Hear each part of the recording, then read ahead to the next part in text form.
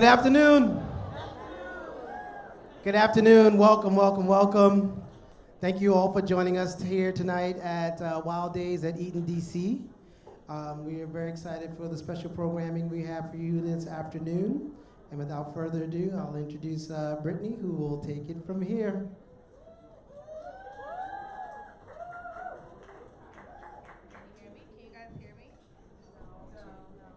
All right, it's okay. I got another mic to break it down. Hello, everybody. How are you today? Yes, coming up. Beautiful people in the building. Tuesday, beautiful day outside. Thank you guys for joining us so much. My name is Brittany Johnson. I am a social media producer and on-air contributor for NBC4. Also involved with a nonprofit organization called Broccoli City. Has anybody heard of Broccoli City? Love it, love it. Super excited to be here today. Jeff, you want to kick it off and tell a little bit about yourself? I sure will. Good afternoon, everyone. My name is Jeff Tribble. I'm the executive director and CEO of The Musicianship, a nonprofit organization, predominantly providing free of charge music programs for young people. We also won the Whammy Awards and the DC Funk Parade. But of course, we are not here to talk about me. We are not here to talk about Brittany, as fabulous as she is. We are here to talk about an incredible man who I have the distinct honor and pleasure of introducing. Alrighty, I was told that he does not like a long bio, and so I'm gonna do a very, very short one. It's not to shortchange him, he knows that. Common, Golden Globe, Emmy, Oscar, and Grammy Award winning artist, actor, activist, and New York Times bestselling author, has spent over 25 years working towards the goal of success. In his second book, Let Love Have the Last Word, the follow-up to 2011's One Day It'll All Make Sense, the Chicago native reflects on his personal journey and the raw moments that have shaped him into the father, son, and man that he is today. Let's give Common a round of applause.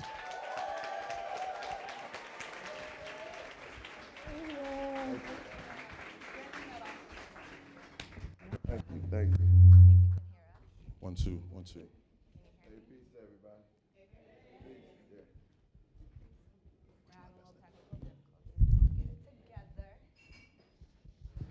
Can you guys hear Common? Common, you Peace, want to check peace. your mic?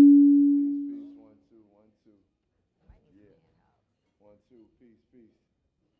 If not, I can use It's okay. And I'm loud, so y'all can hear me, right? I think we good, for Yeah, sure. okay, well, She said, yes, Brittany. Yeah, I know. I'll talk like that, too. I can talk loud. I think we getting some mics, though. Okay. Thanks, Shelly. Thank you. Appreciate it. Thank Okay, you. great. Perfect.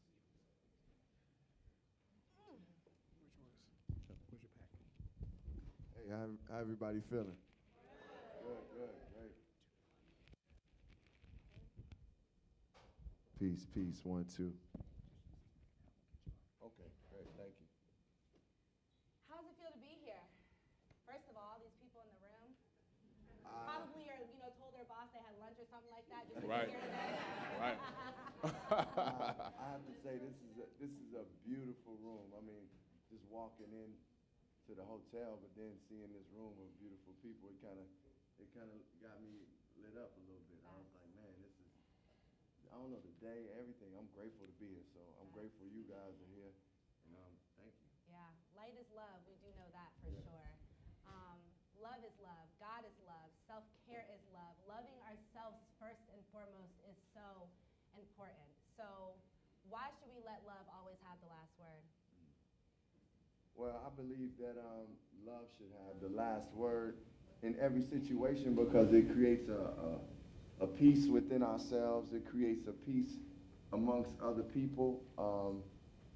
It creates a happiness for yourself when you actually allow love. And what that means is basically just, for me, that saying let love have the last word is really just saying, how can I practice love in every situation? Yeah. Meaning, whether it's a situation of a small conflict, like, that we all experience, like sometimes for me, it's always at the airport. I'm going back and forth. Stressed out, right. Yeah, that. Or, it could be, in line. My mother always talks about being in line, and sometimes people button her in line, and she just, she says she puts light around the person when they, if they're going back and forth with her. So, but then, we can go to even deeper situations where we have been hurt by someone we care about, or it's been hard to forgive somebody, or thinking about the people that like are opposite of you, and thinking about how, like, you know, with so much divisiveness going on, how do you allow love to like rule your life where that divisiveness and those things don't bring your spirit down and don't bring your actions down, and you focus on, I'm really just saying, let's focus on the love. And the love is not it's not a floaty thing, it's a real practice. Intentional. Yes, it's intentional. We got to be mindful for sure. Both of you guys grew up in the Chicago area. Anybody else from Chi-Town in the building today? Hey. We know that, you know, Chi-Town is called Chirac right now for a lot of different reasons. We know that there clearly has to be a lack of love with all of the violence and really across the country in general. But can you talk about how growing up in Chicago has helped shape you into the man you are today, and has helped, you know, you find your light? That's a great question. Is this mic better? Okay, cool. So, growing up in Chicago, for me, it gave me what it is to be a black boy, black man, without even having to explain it. I got to see, I went to a black church called Trinity United Church of Christ, where Reverend Jeremiah Wright was the pastor. He was all, yes sir, yes sir. Amen. Yes sir, great Reverend. He actually, you know, from those sermons to me learning about the streets from Puda and Bebe was like, all of that was black culture for me, just and getting to know who I was and know how to function in the world. When we look at our city, Jeff, and it's not really lack of love there. I think it's lack of opportunity. It's a little bit of fear going around as far as how am I gonna make it, and it's a love there, but it's like the love is covered up by a lot of things that just pain and suffering that has happened, and it's continued to be passed on. For me, growing up, I saw that, experienced some of those things, but what I had in the home was an incredible mother who was able to give me love and create those opportunities that I feel like some of the same, if the youngins get those opportunities, they will be doing the same things that we are doing, and better, because, you know, they will be progressing and they'll have more information and more resources. That's the reason I'm up here, is because of the love that my mother was able to give me, and the surrounding tribe that helped raise me, and through the Pudas and the Bebes and my friends that we looked up to, they might have been gangbanging, but they would still have wisdom to them too, and you learn from them, and you learn some things not to do. So all that helped shape me into who I am. Chicago is one of my badges I wear. It's like an armor I wear for me. You know, I'm so grateful to be from that city. In fact, my mother was born here in D.C. and she spent 10 years in D.C. Yeah. Love that. But I told her, I said, man, Mom, I'm glad you moved to Chicago, because I was glad to grow up in Chicago. It's just something about that city that, yeah. I mean, I got love for D.C., obviously, because I got a lot of family here, too, and I've spent some great years here. Yeah, I'm really interested in learning a little bit about the extent to which you've ever unpacked how music, how art was kind of a catharsis for you coming up. I'd like to read a quick excerpt from your book. You say, I knew I wanted to be someone who entertained people, but at the time I didn't know how exactly or in what way.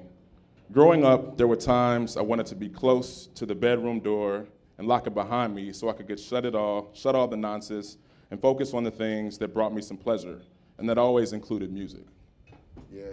Well, I mean, music has been, for me at first, just absorbing it as a fan of music. It was the Michael Jacksons, the Commodores, the Minnie Ripertons, the Shaka Khans, the Earth, Wind & Fires, the New Editions, Stevie Wonder, yes, Marvin Gaye. And then, you know, that progressed to hip-hop culture. And that was the first time I felt that I could participate in music. Because I used to, in school, you know, play the recorder, but I ain't love that. You know, that was like... Yeah, that don't count, bro. Yeah, you know those days. So, Clear that thing in the house. yeah, it's like, I was like, this is not gonna go too far. Like, I'm not gonna be great.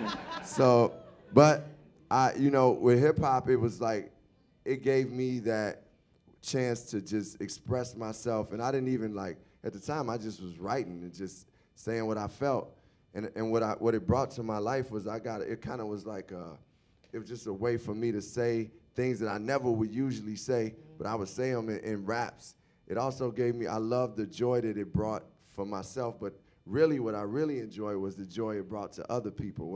Like my friends, seeing them excited about a freestyle, or my cousin, them really being like, oh, that's dope, that's cold right there. So that brought me a joy, and that kind of like fed me into what I loved about music. I eventually grew to know that music was therapeutic and knew it was something that could be healing and inspiring, but initially it was just something I loved to do. Now I see it for all that it's worth and look at it as one of the greatest gifts that God has given mankind is music, and we connect with it in so many ways, or connect through it in so many ways. So I appreciate it in another way now.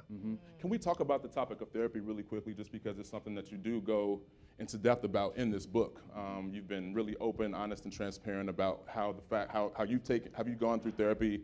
And I think particularly in African American communities, there's still somewhat of a stigma around it, though I believe it is beginning to be drawn back just a tad bit. Can you just talk about your experience with therapy and sort of what led you down that path? Yeah, well, I think one of the things that I really first experienced with therapy was a safe place to talk about things that I couldn't talk about. And it was with a person who didn't have really like a motive behind it. It was like, yeah, they're definitely not judging. Their information is not based on what they've known from me from the past, or what, your family members and people that love you want the best for you, but they only have their perspective of that. And it was great to get somebody who hadn't been entrenched in my life, and just to hear like some information and give some real assessment on like, okay, these are why you're repeating these cycles. These are things that like opening up things that I was like, man, I didn't even know I had that type of issue which was something like, as an example, like something called intimacy avoidance, where it was like, and it was like, she would break it down for me and just show me where the patterns started and how I would be into that pattern. And then from getting that information, I was able to identify when I was in that pattern and say, okay, is this something I'm allowing the past to affect my present? Meaning, like the old things that the little kid in me that created the wounds then, is what's coming out in the present relationship right now? Or am I really present? It's really like you taking inventory of yourself. You kind of almost step outside of yourself to say, okay, is this how you really feel with this person right now? Or is this something you've been affected from childhood to other relationships, and now you're just bringing that baggage, as we all know, like not even realizing. So identifying some of those things was really helpful. I mean, I first went to a therapist just because I was going through a tough breakup, and I was like going in cycles, like. Somebody suggested to you to take therapy, or Yeah. did it come on your own? Yeah, my acting coach, because, we work in acting, we do a lot of deep work. And a lot of the work we do comes from inside, like things that we've experienced. We just do a lot of deep work. And I kept telling her what I was going through, and she was like, you know what? I want you to go check out this lady, Susan, who, she's a therapist, and she's great. She was like, she's great, Rashid, and I've had her work with a lot of actors before, and I think you would dig her. And I remember, the first session I had with her, just being like, man, it's like sometimes you'll call with all this anxiety and trouble, and man, by the time you're done with that call, you're like, wow, it feel like it's off you, and you kind of get back in the situation, and like you can assess it more. You feel, more yourself, feel stronger. You feel like you taking care of yourself, and you're able to communicate things, even if it's not like the right thing at that moment. You're still able to say, hey, this is how I feel at this moment. I know that, this is strange, but this is how I feel, and I just need you to know that. And that communication helps, and I'm not just talking only in romantic relationships. It just helps in everything. It's helped me with my mother, our relationship. It's helped me with my daughter, our relationship. It helps me communicate with my friends and even my team more, and just be more honest with with my feelings and know when I need to step back and take care of myself sometimes, because, you know, this is a business where, you know, you're giving a lot. You give a lot. So. Well, I want to bring up the word healing, because what you're really doing is healing yourself in a sense of itself. And healing to a certain extent is really shedding all that baggage, the past, and that skin to be our best selves at the end of the day. And when we heal, that's through practice of everyday love. And so your book takes us through the trials and tribulations of your life, and the daily practices that you continue to do to make sure that you're spreading love each and every day. And through that process, you might not even realize that you're healing yourself in that process. Can you talk about a little bit of some of the practices that you recommend in this book, or some of the like what love really is? Forgiveness is one of them you guys talk about. Fatherhood in particular is another thing that you really touch on, as well as some of the dark things that have happened to your life. You guys all know there is no light without darkness at the end of the day. I think, well, I mean, really one of the first healing mechanisms for me has been building a closer relationship with God. I really believe that talk of spirituality needs to be in the forefront of a lot of our conversations. I mean, just in a way that not like, okay, I could tell you how to believe or who to believe, but sharing in our own spiritual journeys can encourage others to be okay with talking about it, to be okay with doing it. I mean, so many movements that changed things in the world, spirituality was at the center of it. Like civil rights movement had, you know, there was people of God doing that work, you know. And I'm talking about the great revolutions, the things that really changed society for the better. Spirituality was there. Even through music. Yes. I'm getting chills because I can't, you know, let this continue without talking about Nipsey Hussle and some of the lyrics that he put into his songs and how spiritually really based that was. And as, you know, a lot of us are going back and listening to that music, some of that messaging that he has in his lyrics and your lyrics as well are spiritual based. There is, you know, your spirit's working through you. Yeah, I think that's, you know, the power in what Nipsey Hussle had too is the beauty of that spirituality is, you know, you see somebody who's come from tougher situations and overcome those things.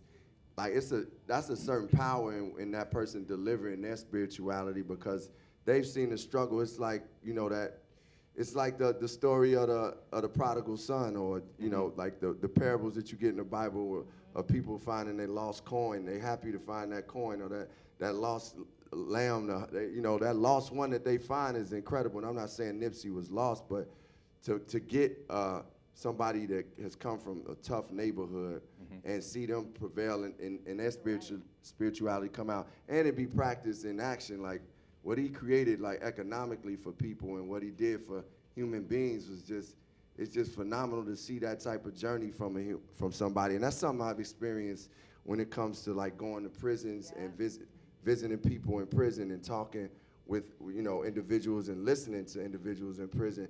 It's like when they tell their stories, you feel it from a deeper place, because you sitting there talking with somebody who's sometimes been sexually abused, been hurt, abused in different ways, ended up going and becoming violent, taking someone's life, had to is sentenced away for life, you know, forever, for the rest of their life, and then they still come into the assessment of their humanity and still working on themselves and can give you a real, like, dot-to-dot path on how they became the person they are and how they changed and evolved. And to see that transformation, it hits you in a deeper place.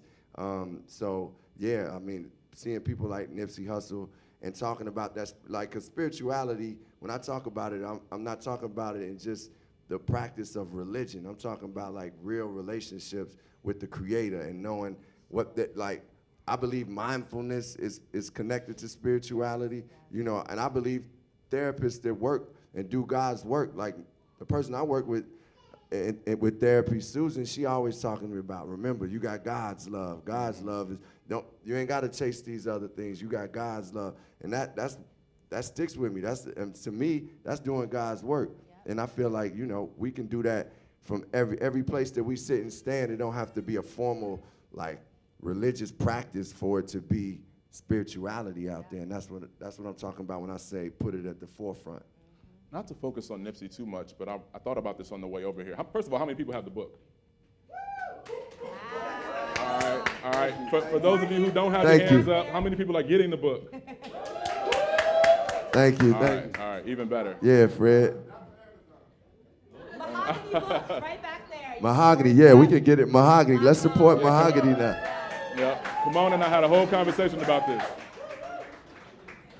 I'm really interested in hearing your perspective on how one stays rooted in the community, and if they've, quote unquote, ascended to another socioeconomic status, or in your case, that and a certain level of stardom or superstardom, how do they not detach themselves? How do they still contribute in meaningful ways and not, fall prey to something like Nipsey did?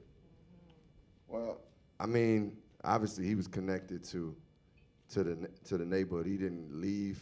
I mean, he had excelled and elevated to high levels. But 1 foot was still in. But I think, the way to stay connected is always be aware of what's going on in the hood. You can't leave. Like, I don't believe in leaving people behind. And there's ways to elevate and live in the best situations, but still do things to feed the places that you come from and create opportunities for the places that you come from. I believe I put that into practice more by just staying humble, knowing where everything is coming from, knowing that this business is a up and down. So if I treat somebody less than while I'm up, when I'm down, they're gonna be like, okay, homie, well, we see where you at. So I don't need that. And it's easier to be nice to people anyway and be good to people, right? It take a lot to hate, man. It take a lot. It weigh on you. But that being said, you do have to keep people. You got to keep people around too that are connected to the hood too, because you're not gonna always be able to. I can't always just sit on 87th Street or 79th Street and see what's going on. But even through the talks with my cousin, I'm gaining information. Going to have the foundation I have, Common Ground Foundation, or going into communities with Imagine Justice and just going to listen. It's okay, I stay connected. I'm hearing from people. I never think about changing a community or improving a community without first going to listen to them. So that's one of the ways I feel like you have to stay connected is go listen to the people, stay around them and have people that's constantly doing things. And you're not gonna be able to be there every day sometimes, but you will be able to spend some time there. And it's just, I think it's always staying humble that helps you stay connected to and keep your roots. Yeah, I don't think there's a person in this room that would disagree with the fact that you have sort of demonstrated that you're a giver. Can we give Common a round of applause for that? To me, it was really illustrated on yesterday evening. I had the good fortune, as you know, of being at the Kennedy Center to see your performance, and it was this amalgamation and this hybrid of both art as well as theater. You even brought someone on stage to sort of give her a therapeutic moment. I mean, can you just talk about how this all kind of came together? Felt like a Tony award-winning performance. Thank you, brother. I appreciate that. Yeah, you there. Yeah, we almost there. Yeah, I want to do theater. As you can see, I definitely love theater, and I just love acting. I love going to see theater, but I want to participate in plays and maybe musicals. But I definitely want to do that. But I believe in giving people the platform. It's not like just even being able to talk with you all is the information you sharing. I don't have all the information. I'm learning too as we travel on this journey.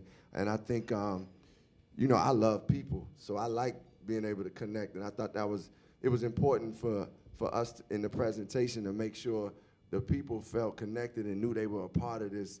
And the young lady I brought up gave a lot of wisdom, so I could just shut up and just be like, okay, cool. She was really saying dropping some things gems. that I was like, she was dropping gems. And I think, I think it's always important to give people the platform because it's like a conversation. It's what I'm talking about in the book too. It's the conversation I had with my daughter and some of it kind of sparks a whole thought about the book. And it's really when she was talking to me about how she felt about me as a father and that the places that I failed her, initially I was really kind of being defensive and trying to get my side of the story.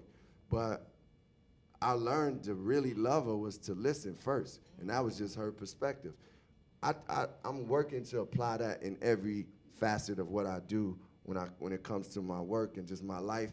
Let me listen to people because I'm quick to be like, okay, this is what we do, and and half the conversation I'm talking and somebody trying to tell me what they feeling, and I'm talking over them. So I'm working on that, and I feel like that's something that I want to apply when it comes to giving people that platform. So that's why I'm like, yeah, I want to have somebody. I mean, you hope that the person you bring on stage is gonna have something to offer. It's a crap, definitely a crapshoot, but yesterday we prevailed. Right? You never know. But God got us for sure at the end of the Right, day. that's right. Can we give a round of applause for Common because his daughter graduated from Howard University? That's incredible. And shout out to all the black fathers in the room. I want you to touch a little bit on fatherhood and how your relationship with your daughter has taught you so much about what love really means. Yeah, well, you know, I had my daughter at a younger age. 25 was young for me, like especially young in my career too, because I was grinding to try to get like a stable, like make music my career. Like I had records out, but it was like check to check living, as Andre 3000 said, you know, living check to check, man. And you know, with that grind on my mind, it was like having a daughter. It's still like I had my daughter, and it was like me and her mom split, and after one year, and I was trying to be the best father I could be, and at the same token, make sure that I'm able to take care of things, like and provide, and just, and I also, you know, have to acknowledge that part of it was in pursuit of my dream. You know, like I had a dream, and I wasn't gonna give up the dream just because I became a father. I wanted to find that balance between that. Well, through that process, some days I wasn't, or sometimes I wasn't there as much as she needed and wanted.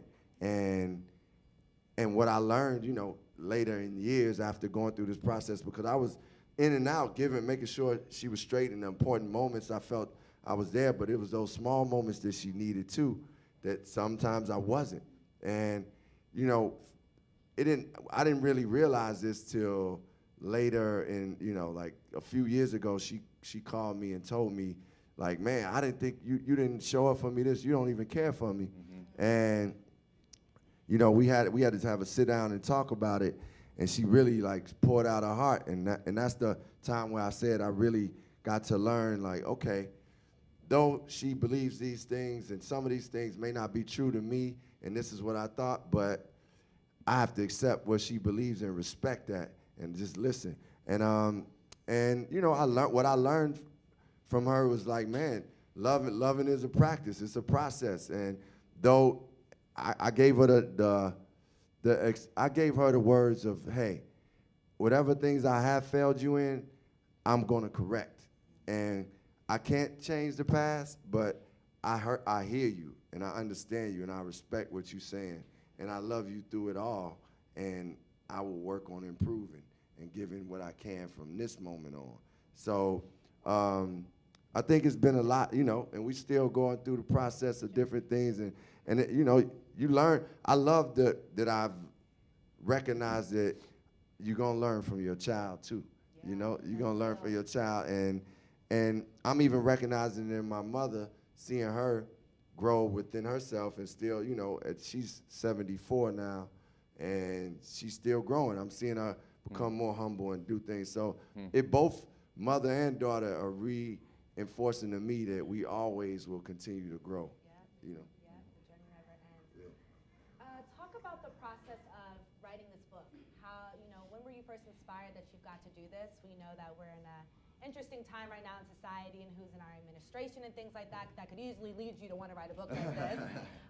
But tell us a little bit about that, because you also have an album that goes along with this book, right? Yeah. So I was slated to write a book maybe about 2 years ago.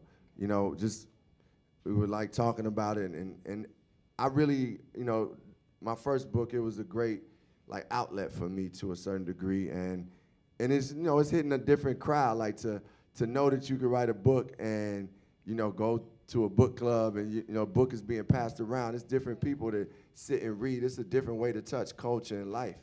So I was inspired to do it, but I didn't know really what I wanted to talk about yet. And I just had love as this broad thought. And I kept, you know, thinking about Love Supreme by John Coltrane, and I was thinking about ways to try to base my book around like these themes of acknowledgement and pursuance and resolution and psalm. But you know, I did that abstract thing, and that shit didn't work basically, and we had to go revamp, go back to square one. So what is this book gonna be about? Well, the book ended up, you know, kind of leading me. Writing is so beautiful because it can lead you if you allow it to. And the Times, as you said, Brittany, really led me because so many conversations that I was having with people was like, man, Times is messed up, man. Man, it's heavy, you know. And I understand that. Another black man getting killed every other day. Yeah. So those in the political times, then I was like, man, what is gonna get me through this, and what will get the people through this? And I felt love in different ways, and practicing love in different ways, and healing ourselves, because I was thinking like, man, you know, this rhetoric, this propaganda that's going over and over with the politics, man, if we just engage in that so much, we losing touch with our beauty and humanity and all the beautiful things that exist, and we not even focusing on working on ourselves and the great things. So all those conversations at a certain point for me was like, yo, well, what we gonna do to change it? Like, they don't control everything, you know, and it's things that we can do. So that was really the heart and soul of why I wrote the book. The story, a lot of stories evolved because as I was writing, I was going deeper. What's crazy is certain things I hadn't written about in the book, because I was working on the album too. The album is inspired by the book. Through my music, I was going into subjects that I hadn't even talked about in the book. And then I had to go back, and I actually had a situation where I played a song for Tamara, and she was like, man, you need to put that in the book too. And I was like, wow, because it just showed me how much I'm willing to express in music, even more than any other thing that I almost do. But you know, I felt like to have these words in concrete so somebody could go either listen to them or go back and read them. I know how impactful that has been for me. I go back to the books that have really impacted me, and I go back at times, just open them up, and it's saying a word to me, you know? No, for real. And in this book, there's some heavy words in this book. There's some things that you've been through that aren't easy to talk about. How did you find the courage to even talk about these things? Well, I decided to talk about things like you referring to molestation as a child, therapy. I decided to talk about these things because I felt it was the only way to help heal our communities. Not the only way, but it would be healing for so many people who have experienced these things. I knew that me, like, talking about it is a way to open up the conversation even more. I knew it was black men that have experienced sexual molestation that feel afraid to talk about it, or have been to therapy and feel afraid to talk about it because it's just taboo for us, and that ain't the culture that we was raised in.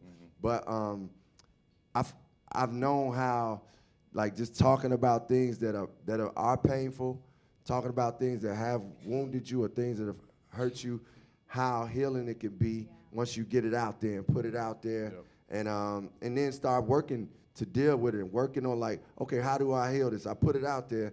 What's the next step? Okay, I got to work on forgiving this person, forgiving myself, forgiving, you know, like, whatever things I felt through this situation, you know, I got to recognize that the things that I'm not responsible for in it. And, like, these are things that I feel like the community, we need it as a community and as individuals. Like, our community has inherited abuse throughout the years, cycles of abuse that have come through the black and now brown communities through the years. And it's like, man, it all needs a healing. You said that word earlier. It all needs a healing, and I just wanted to tell the story so it could be part of the healing process. I love that. I want to share one of your song lyrics to someone. Yep.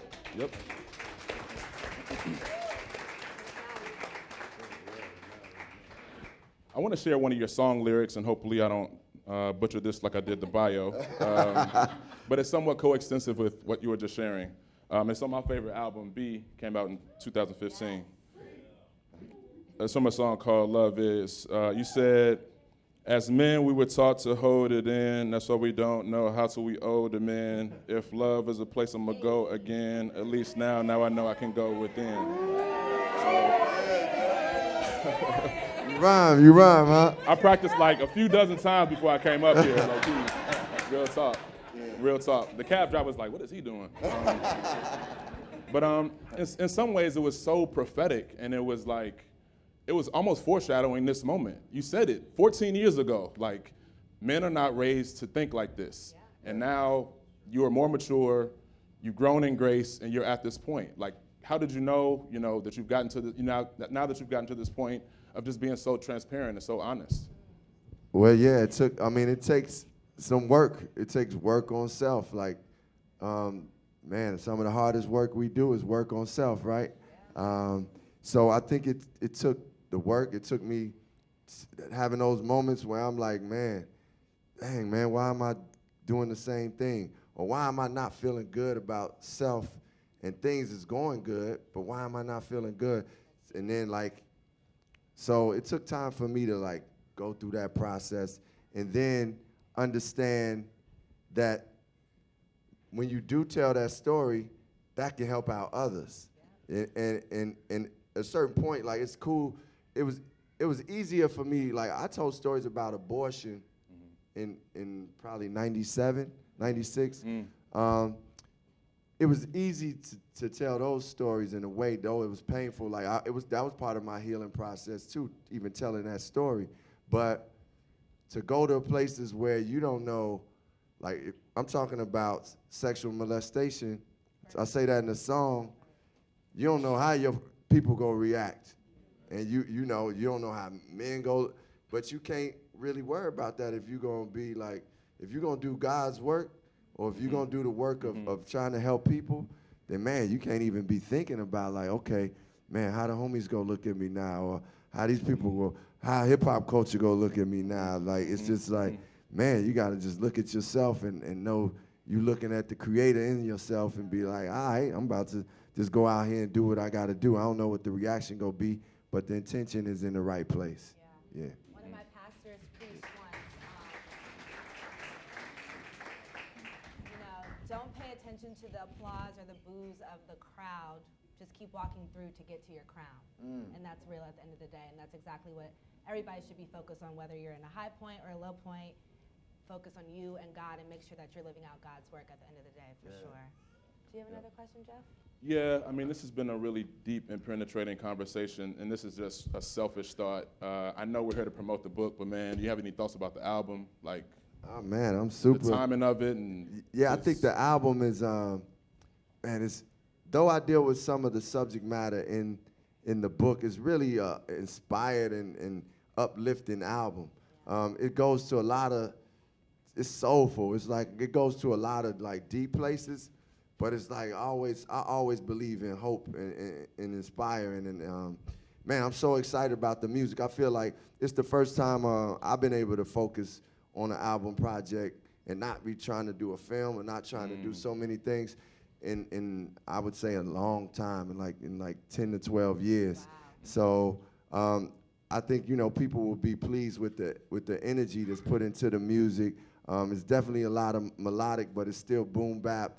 And yeah, when does it drop? It's coming in the summer. Okay. I have the first song we are releasing is called Her Love, and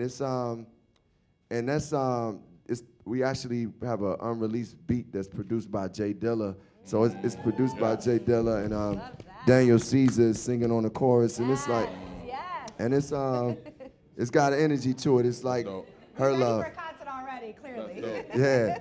So that one, and then I have a song called Show Me That You Care. It's really dope with and it's talking about the situation with my daughter. Jill Scott is on that, and it's beautiful. And what else do I have? I got a song called Fifth Story. It's kind of like it's a story about a man and woman relationship, and she think he cheated, and he's trying to dodge that way. It's a good story song. I got a song called God Is Love and Good Morning Love, where I kick this rhyme, say, the jubilee of a newer me, giving my enemies something new to see. My community, they be fueling me. In the struggle of us, there's a unity. The moral universe, stay in tune with me. The moral universe, stay schooling me. Will the King of Kings really rule in me? I'm an instrument, stay in tune with me. This orchestrated by Kareem Samore booming me. If Agape had a Cupid, she'd be shooting me. This rap here is fear's eulogy. Escape rooms with glasses of wine. Just another crutch for my brokenness. A term that I got from my therapist. As a black man, I feel I should be sharing this. In the hood, they say we crazy and we derelicts. But we need it for our kids and our marriages. Though some folks say we don't do that. But taking care of self is the new black. Unconventional ways, unconditional ways. Meditation, mindfulness, it's just giving the praise. I'm in a phase, all I see is victory. You on that wave, then come and get with me. I only want what's meant for me. And say the things that's sent to me. In penitentiaries, I met the most enlightened. Finding the lost is heaven's excitement. I write with the force of a kid that wanted to be in the source, but that changed the course. I maintained the force and became a boss. I apologize if I came across as judgmental or self-righteous, because in you, I see its likeness. What else I say after that? That's the end of that verse.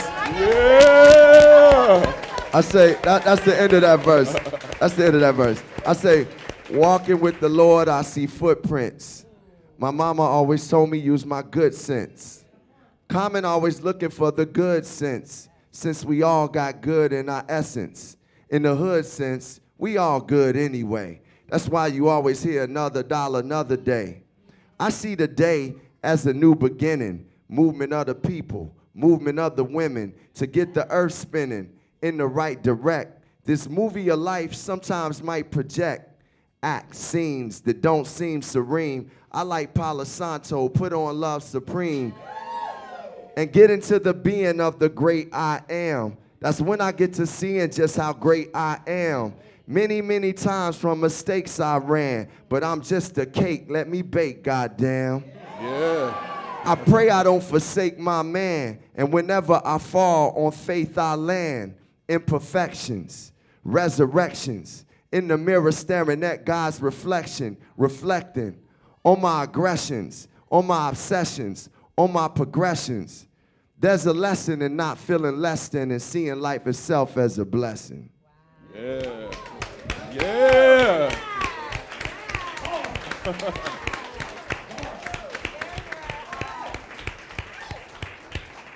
lot of things that you mentioned in those lyrics right now I'm gonna have my selfish moment, Jeff, because I'm a yogi and I very much believe, and yes, shout namaste to all of you guys for sure. Palo Santo, I light my stick almost every day for sure. Chris, all of that. And so I want to bring up why it's so important to connect with our source and find a moment within our days to just be still and silent. Do you practice that on the, on your daily? What are some of your self-care habits, mindfulness habits that you can maybe advise some people to take part in too? Yeah, and I'd like you to educate us on that too, to a certain Got degree. you, All right, got but I mean, for me, and I think one of the most important things that we pick up is like, we pick up information and we see what works for us. And like, energy. Yeah, and for me, I start my day with prayer and reading scripture. I read the Bible because I believe the Bible is, if I take the words of the Bible and live them, I won't have any issues with going through life. I would go through life probably as one of the happiest individuals ever if I really take the words and interpret them and understand them. Thank you, God, for the Bible app. Count it so all for joy. all the versions that we can really relate to it for sure. But for you and whomever, whatever book and scripture may get to you. I mean, for me, I read that. I take my prayer time in the beginning of the day and set my intention for the day, because I know when going through the day, it's going to be a lot of hectic stuff going on. I might get mad at this person, go through this, but if I continue to keep, remembering those mantras, practicing those things, taking that prayer time, it's like it starts to seep into my system and I start living it more. I heard, I think it was Bishop Jakes just was talking about practicing until you really live it, till you got it. Yeah. And I think, I've been able to do that in certain other aspects of my life. So I feel like, why not do that for my happiness and for my peace? Just start practicing it till I really become that yogi or really become that person that can express that love in the most difficult situations. Yeah. So I that's one of the things that I first start with. I think also, throughout the day I have my little rituals and times that I just take time to meditate and get my chakras spinning and all that stuff, So I'm into my own things and techniques that I've learned. I pull certain things from different people. Like, we went on a mindfulness retreat with our team, and one of the things that I loved was this technique they had where you put your hand on your heart and your hand on your stomach and just breathe. And for me, it was like everybody did it, but for me, it brought me to a moment of, man, I need to love myself more. I know I want to be an activist, I want to do this work, but I can't be an activist without self-activism. So I was like, man, those things, those tools really helped me throughout the day, because we all go through the pressures and the craziness of the day. But if we got ourselves prepared and we already trained up, and two, I like working out because that get my mind off stuff, so those are some of the things I really love to do. Physically, mentally, and spiritually, making sure our cup is full in all those areas. Really quick, before Jeff goes into his next question, let's all just take a breath, And I want you guys to close your eyes really quick. Envision yourself and your goals and the best place in your life of where you want to be. And let's all just take a deep breath really quick. And I want you to feel, that is the key word, feel the difference when your eyes open, okay? 1, 2, 3.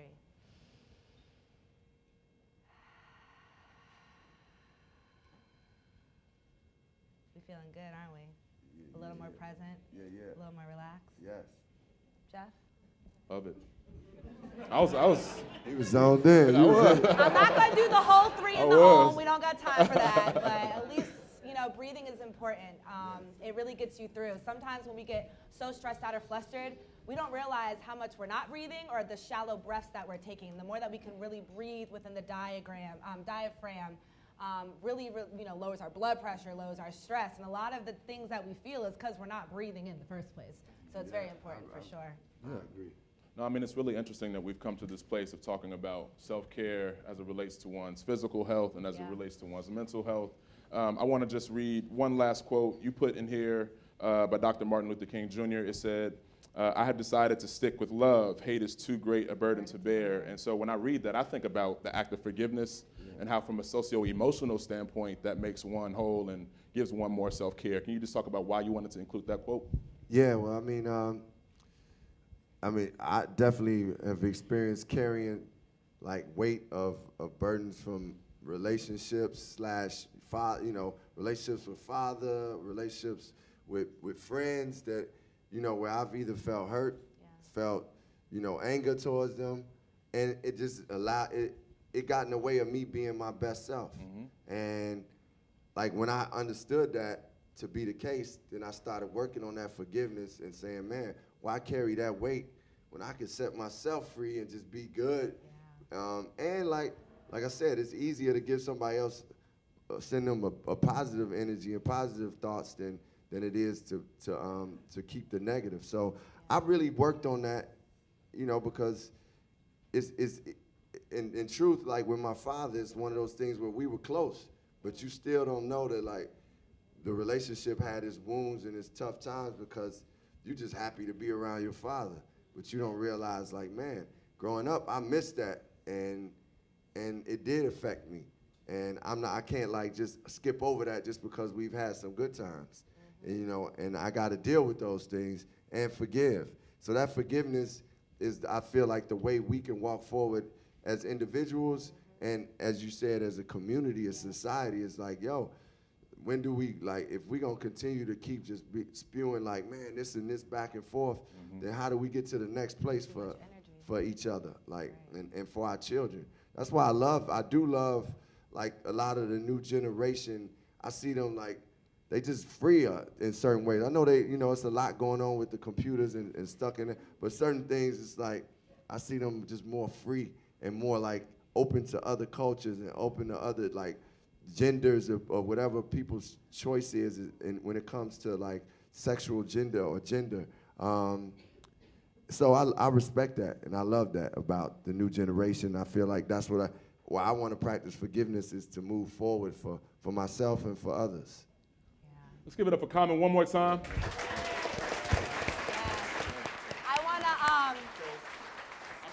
I want to thank the DC area community for coming out, because this is love at the end of the day. So yeah, we're actually going to go to the audience for a few questions. That's before fine. we wrap up. Yeah, I just want to thank you guys really quick for coming out. I'll walk around with the mic, Jeff. I can handle it if you want me to. And we'll have a few moments for Q&A. But thank you guys again for coming out. I hope everybody purchases the book today. Mahogany Books is in the back. And without further ado, first questions. Don't be shy. We are a family at the end of the day. What's up, Lonnie Rashid Lynn What's Jr.? up, brother? So here's a question, because you touched upon, black men being locked into, ways of being that are not good for our health, and having to unlearn that. Do you have a circle of black men that you can sit with and really collectively unburden or work through or deprogram or just put it out on the table in that way? Because, sisters do that all the time. And, we get with our dudes and it's like, yo, did you see the game? And let's Group have chat? a beer. Yeah, the group chat is popping, Booming. but the real stuff don't happen in the group text. No, they don't. So I was wondering if that's part of your practice. That's a great question. Well, I guess I better use the mic because that could be. I believe that, first of all, a great question. And I do have a circle of people that I can, men that I grew up with mostly, that I share a lot of my, or we can share our issues with and be vulnerable. Like, we still, have fun. We do talk about the game, but it's moments where I can get on the phone, and if I'm going through something, I can have that conversation with one of those gentlemen, and vice versa. Now, we don't always usually sit down at just a group and do it, which I think could be beneficial at times because it makes you allow us to open up and not be afraid to talk about it amongst more than just one person. But I do feel like I have a support group. My man Mo is one of my brothers who I share that support and love with, Mo the Realtor. Yes. So I grew up with Chicago with him. And we, it's been many times that we've had conversations where, we could talk about the worst experiences, the vulnerabilities, the fears. And it feels good to be able to have that with another black man and still be able to talk about the game or talk a little shit when you want to, Question over here. My question to you, I went back into the classroom as a volunteer recently, and I'm old school, but I want to be effective with the young people.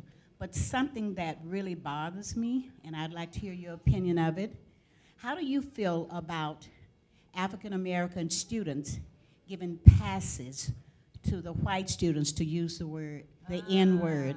What are your feelings about that? Help me out, because I don't understand it. Yeah. I don't understand it. That's real. Hey, It's really happening. Yeah. What's your name? Mr. Riggs. Mrs. Telester Riggs. how you doing? Great to meet you. Great to meet you. And thank you for your work as a teacher and an educator. Yes. Or volunteer. Thank you. That's even. Out of the classroom. Yeah. Many years, but I felt a need to go back, and I did, and it's been quite an experience Yeah. for me. Well, we thank you. Too much so for me. Well, any pass that's been given needs to be revoked, really. Like, I never understood that type of pass, and I don't care what generation you're from, I definitely don't feel that anybody non-black should be saying the N-word. It just don't sit right.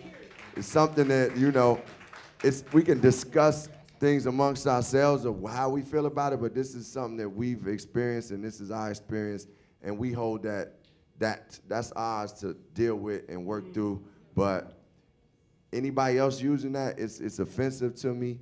They need to be told that they can't do it and just checked. And you know, the young people, yeah, they need to be checked.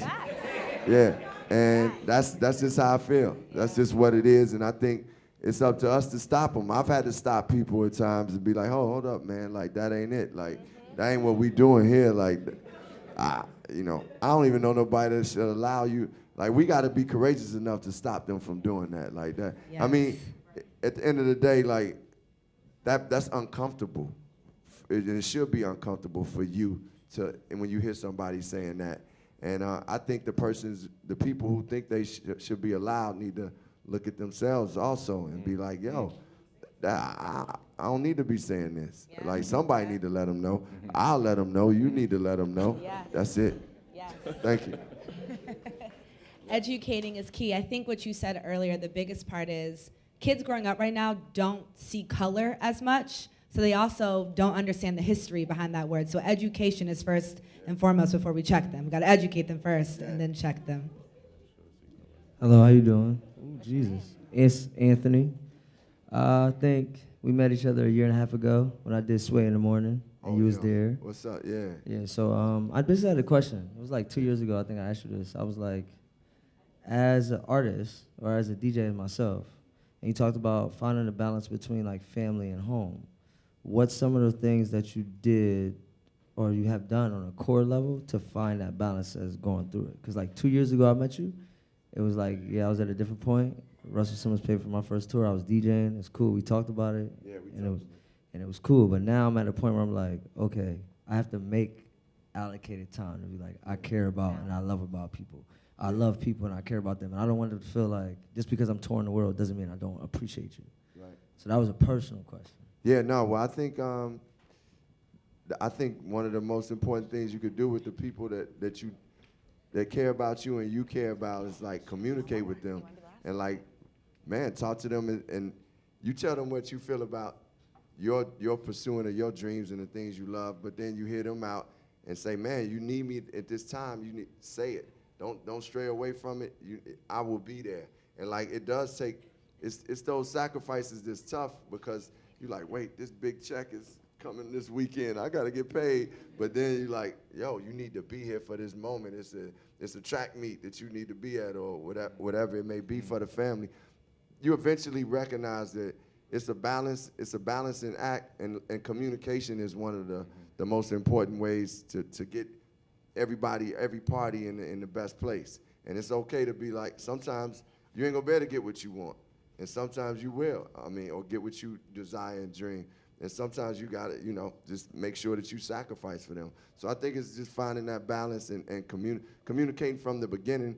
As Brittany just said, education is great. If you say, hey, this is where I am with this right now. I wanna go out and travel and do some touring.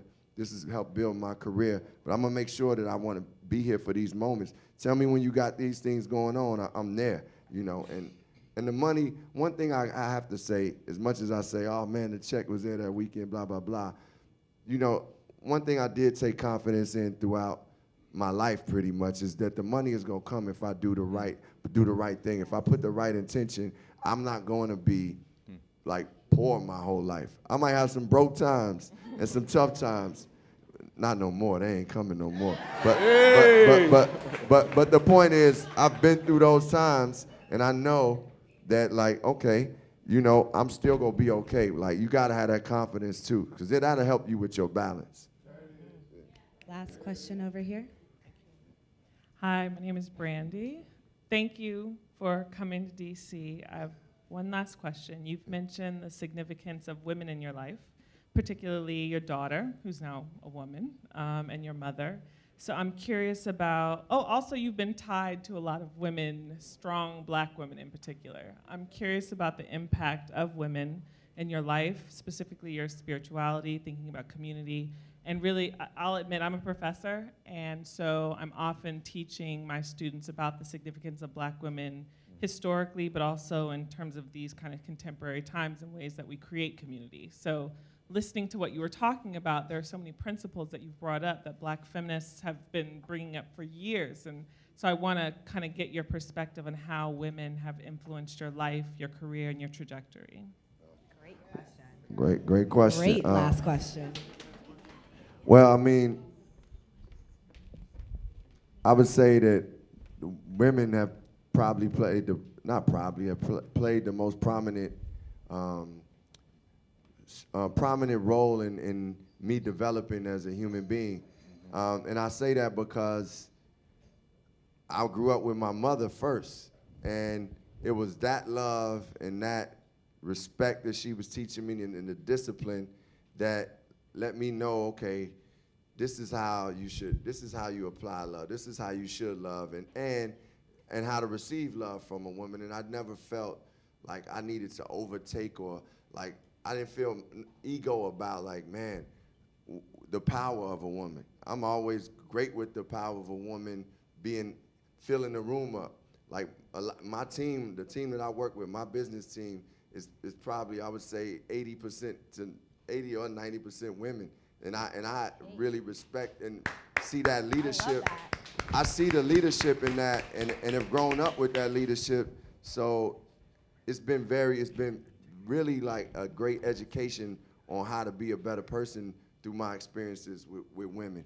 In fact, not only mine, but some of the people, like one of the person I brought up, Jeff, yesterday, and several other people who I interviewed about forgiveness, I said, how'd you learn forgiveness? They said, man, from watching my mother, from watching this woman here. So when I think about it in society, a lot of the principles and things that I am practicing do come from more of a feminine principle, as far as like caring for one another, as far as like forgiveness, as far as loving.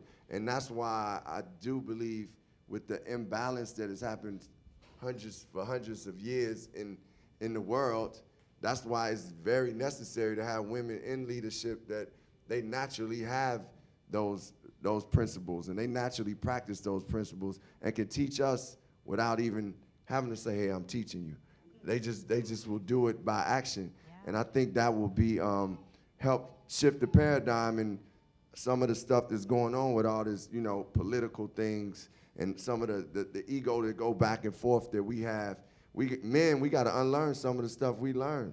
And I'm not I'm not a person that's like in a place where it's like, man, let's strip our men and act like we ain't did nothing. But we got to understand that things got to come into balance. And that balance of having feminine wisdom and energy and power is what will give it balance. I mean, and because it's been such a deficit in that, in entertainment, in business, in the world, in our homes, the way we've been taught, then, man, we got to push it up. We got to lift it up, and it's going to take us a while to get to where things should be balanced, but I believe we're heading in the right direction. That's why I said it in that rhyme. Movement of the people, movement of the women, to get the earth spinning in the right direct. So I'm just saying the right direction. Just trying to explain the lyrics, you know what I'm saying? Yeah. But anyway, I thought that was a really strong question, and thank you for that, yes. Thank you, for sure. Thank you again, everybody, for coming out today. Common, thank you for being so authentic and vulnerable with us. Are we going to do a little signing, Sean? People can come up and get their book signed? Sheldon, we appreciate you. This Sheldon. Yes, this shout out to Sheldon fun. and the Eaton Hotel. And you all did a wonderful job. Jeff, Brittany, y'all did a great job. Thank you. Thank you. So we're going to take a little break, and he will be back up in a few minutes to sign the books. We're going to set up the book signing station so you know clearly where it is. So if you don't have your books yet, hold on 1 second. We want to present. Let me see your mic real quick. We present this to Sheldon as a gift. We thank you so much. You are a leader in culture and what you're doing with the Eaton. Let me get this microphone so we can take a picture.